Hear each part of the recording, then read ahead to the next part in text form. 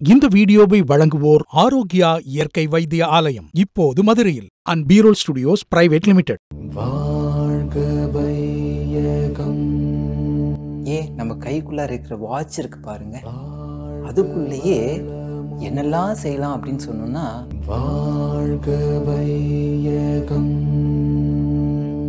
எங்கேயோ ஒரு இடத்துல ஒரு ராக்கெட் இருக்கு, அதுக்குள்ளார இருக்கக்கூடிய இயக்கங்கள் இருக்கு பாருங்க, அதை கூட இங்கே நான் உட்காந்துட்டு சரி செய்ய முடியுது.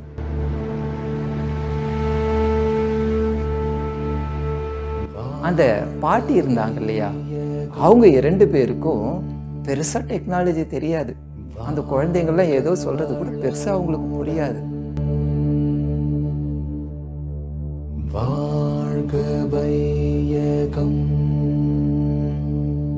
தெளிவு எங்க இருக்குதோ அந்த தெளிவு இருக்கும் இடத்துல நிச்சயமாக தன்னம்பிக்கைங்கிற ஒரு விஷயம் கண்டிப்பாக அதை வளர்த்துடும்.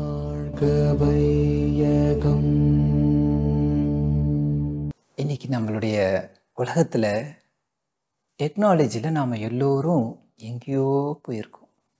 ஒரு சின்ன மொபைலில், நம்ம கைக்குள்ளார இருக்கிற வாட்ச் இருக்கு பாருங்க, அதுக்குள்ளேயே என்னெல்லாம் செய்யலாம் அப்படின்னு சொன்னோம்னா, சின்ன வயசு குழந்தைங்களுக்கு கூட அற்புதமாக தெரியுது. இந்த டெக்னாலஜிக்கு மேலே ஒரு படி அதிகமாக போய் பார்த்தோம்னா, எல்லாவற்றிற்கும் ஒரு அடிப்படையான ஒரு தத்துவம் அப்படிங்கிற ஒரு விஷயம் இருக்குது. அது என்னன்னு பார்த்தோன்னா, என்னை பற்றி தெரிந்துக்கிறது. நான் யார், எனக்குள்ளார என்ன அறிவு இருக்குது அப்படிங்கிறத தெரிஞ்சுக்கணும். நம்ம என்ன செய்கிறோம், மற்ற பொருளுடைய அறிவை நாம் தெரிஞ்சுக்கிட்டு அதை புரிஞ்சிக்கிட்ட அறிவு. இது என்ன, நல்லா கவனிங்க. ஒரு பொருளுடையதை அதை நான் புரிஞ்சிக்கிறேன், அந்த புரிஞ்ச அறிவு பயன்படுத்துது, அவ்வளோதான். இதை புரிஞ்சிக்கிறது பாருங்க, அதை புரிஞ்சிக்கிறது யாரு? நான் தான். இந்த உடம்பு தான் அதை பயன்படுத்துறதுக்கு உதவுது. அப்போ இந்த உடம்பை பற்றியோ இந்த மனதில் இருக்கக்கூடிய ஆற்றலை பற்றியோ நான் அதிகமாக யோசிக்கிறேனா அப்படின்னு பார்த்தோன்னா இல்லை. என்கிட்ட தான் இருக்குது, ஆனால் அதை நான் யோசிக்கிறதே இல்லை. இப்போ என்ன ஆகுது, என்ன பிரச்சனை அப்படிங்கிறத கேட்கலாம். இன்றைக்கி எடுத்துக்கணுன்னா, பணமே தேவையில்லை, எங்கே வேணாலும் நம்ம போகலாம். ஃபோன் எடுத்துக்கிட்டு போனாலே ஃபோன் பணத்தை கொடுத்துரும் இல்லையா? அந்த அளவுக்கு இன்றைக்கி ஃபஸ்ட் கிளாஸ் டெக்னாலஜி, ரொம்ப அருமையான டெக்னாலஜி வேணும். அது எங்கே போனாலும் நம்மளால் தைரியமாக இருக்க முடியும் அப்படின்ட்டு இருக்கு இல்லைங்களா? கரெக்டு. இப்போ அந்த தைரியத்துக்கு ஒரு செக் என்னன்னு பார்த்தோன்னா, எங்கேயாவது போகும்போது நெட் இல்லைன்னு வச்சுக்கோங்களேன். அதுக்கு நெட்டு கனெக்ஷன் இல்லைன்னா இப்போ நம்மளுடையது என்னாச்சு, அந்த ஃபோனில் இருக்கக்கூடியது எதுவுமே வேலை செய்யாது. மனசு இப்போ என்ன ஆகுது, படபடப்பு பாருங்க. அச்சோ, நான் வாங்க வேண்டிய பொருளை நான் பார்த்துட்டேன், வாங்கணுமே, வாங்க முடியலன்னு ஒன்னே கோபம் வரும். பார்த்துருக்கீங்களா? எவ்வளோ விரக்தியாக இருக்கும். அந்த படபடப்பெல்லாம் எங்கேருந்து வருதுன்னு சொன்னோன்னா, 2 ஆப்ஷன் இருக்கு இல்லையா? அந்த 2 ஆப்ஷன்லேயே இருந்திருந்ததுன்னா பரவாயில்ல. இல்லை, நான் முன்கூட்டியே நான் எங்கே போய் வாங்க போகிறேனோ அந்த இடத்துல என்ன இருக்கும் இல்லைங்கிற ஒரு அறிவு இருந்திருக்கணும். ஒரு ஆராய்ச்சி செஞ்சு பார்த்துருக்கலாமா இல்லையா? இது எப்போ முடியும்? எனக்குள்ளார நான் கொஞ்ச நேரம் எடுத்து யோசிச்சிருந்தேன்னா அது நடந்திருக்கும். இல்லைன்னா அந்த நேரத்தில் படபடப்பாயிரும். இப்போ இதே போல தான் நிறைய அறிவு நமக்குள்ளார போகாத காரணத்தினால, நம்மை பற்றி தெரிந்து கொள்வது குறையிறதுனால அந்த டெக்னாலஜியே என்ன ஆகுதுன்னா, ஒரு சில சமயத்தில் நமக்கு ஸ்ட்ரெஸ்ஸு கொடுத்துருது. எப்போ? அது பயன்படாத போது. பயன்படுவது டெக்னாலஜி, பயன்படுத்துவது நான். அப்போ இந்த நானுங்கிற ஒரு விஷயம் தானே நல்ல ஸ்திரமாக இருக்கணும். ஒரு உதாரணத்தை பார்த்தோம்னா, ராக்கெட்டு போயிட்டுருக்கு. எங்கே? வேறு இடத்துல, நம்ம இருக்கக்கூடிய உலகத்தில் இல்லாமல் எங்கேயோ ஒரு இடத்துல ஒரு ராக்கெட் இருக்குது. அதுக்குள்ளார இருக்கக்கூடிய சின்ன சின்ன பார்ட்ஸ் இருக்குது பாருங்கள், அதுக்குள்ளார இருக்கக்கூடிய இயக்கங்கள் இருக்குது பாருங்கள், அதை கூட இங்கே நான் உட்காந்துட்டு சரி செய்ய முடியுது. அந்த அளவுக்கு அறிவு எனக்கு இருக்குது. ஆனால் அதே அறிவு என்னுடைய உடம்புக்குள்ளாக ஏதாவது ஒன்று ஆச்சுன்னு வச்சுக்கோங்களேன், என்ன பண்ணும்? என்னால் செய்ய முடியுதா?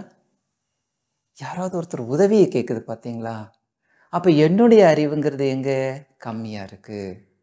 மற்றதை நான் எடுத்து போட்டுட்டு இந்த அறிவை குறைத்து விட்ட காரணத்தினால என்ன ஆகுது? எனக்குள்ளாக இருக்கக்கூடிய தைரியம் குறைஞ்சி போச்சு, எனக்குள்ளாக இருக்கக்கூடிய அறிவு குறைஞ்சி போச்சு. இப்போ இதுக்கு ஒரு உதாரணமாக நடந்த ஒரு அனுபவம். ஃப்ளைட்டுக்குள்ளார போயிட்டுருக்கோம். இப்போ போகும்பொழுது ஒரு சின்ன குழந்தைகள், 2 குழந்தைகள். அந்த 2 குழந்தைகளும் தன்னுடைய பாட்டிமார்களோட உட்காந்துருக்காங்க. 2 பாட்டி இருக்காங்க, அவங்களோட உட்காந்துருக்காங்க. அந்த குழந்தைகள் இருக்கக்கூடிய அறிவை பார்த்தோன்னா அற்புதமான அறிவு. ஃப்ளைட் என்ன போயிட்டுருக்கு, எப்படி லேண்ட் ஆகும், எப்படி இது டேக் ஆஃப் ஆகும், எந்த ஆல்டிடியூட்டில் போகுது, இது என்ன செய்யும், அப்படி அந்த ப்ரெஷர் இதெல்லாம் தெரிஞ்சு வச்சுருக்க குழந்தைங்க கொஞ்சம் நேரம் போக போக என்ன ஆகும், ஃப்ளைட்டில் அந்த போகும்போது ஒரு ப்ரெஷர் க்ரியேட் ஆகும் இல்லையா? பர்டிகுலராக லேண்ட் ஆகும்போது அந்த ஒரு ப்ரெஷர் க்ரியேட் ஆகிறத பார்க்கலாம். சம்டைம்ஸ் என்ன ஆகும், ஏதோ ஒரு காற்று அழுத்தம் ஒரு மாறிச்சுன்னா ஒரு ஆட்டம் இருக்கும். அந்த ஆட்டம்ங்கிறது மனசை ஆட்டிடும்.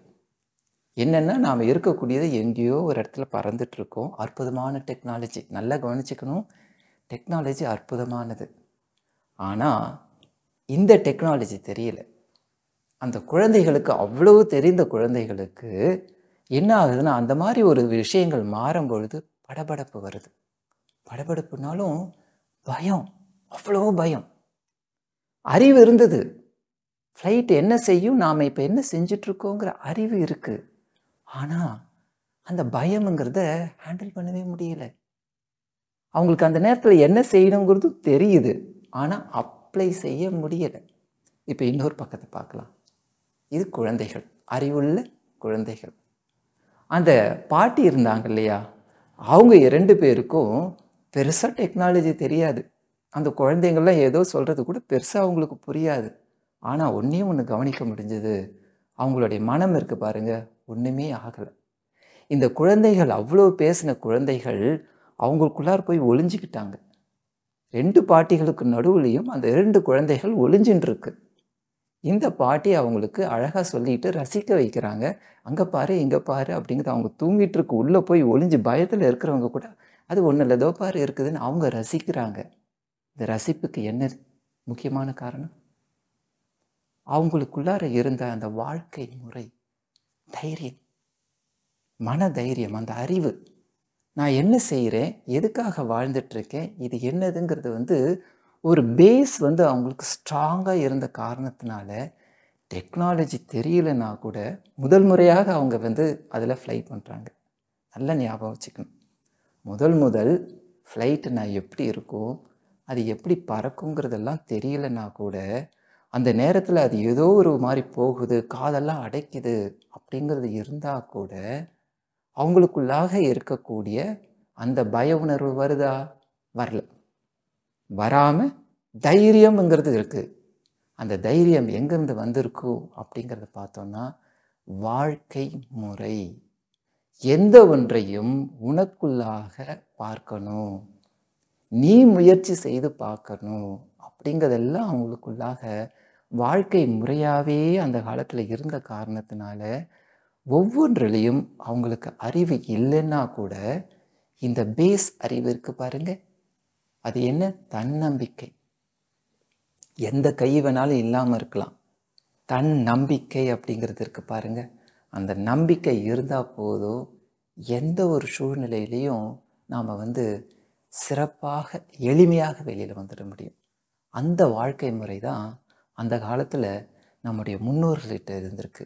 ஆனால் இன்றைக்கி சயின்ஸுங்கிற ஒரு டெக்னாலஜி கண்டிப்பாக நமக்கு வேணும்.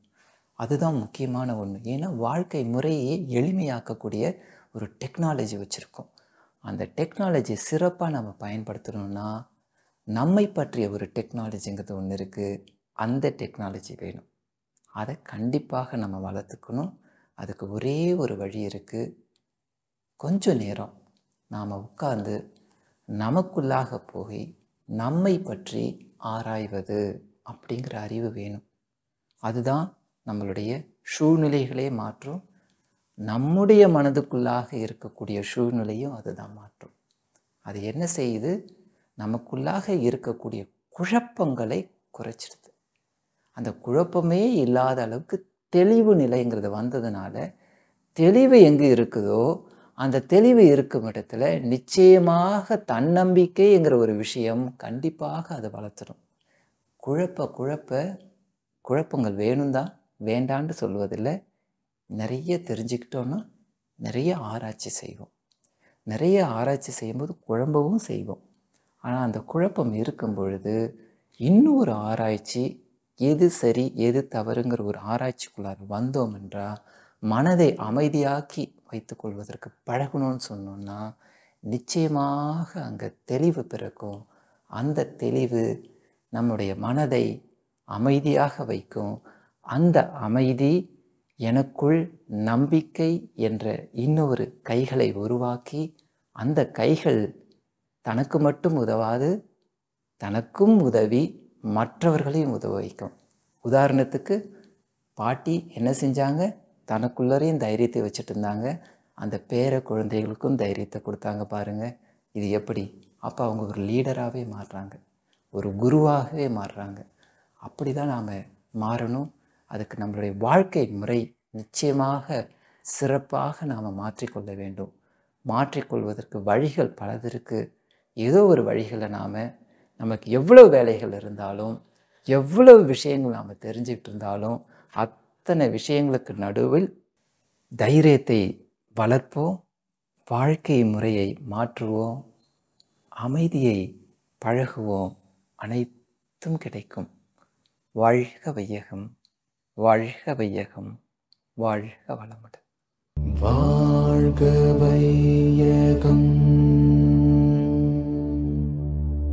வாழ்க வளமுடன்.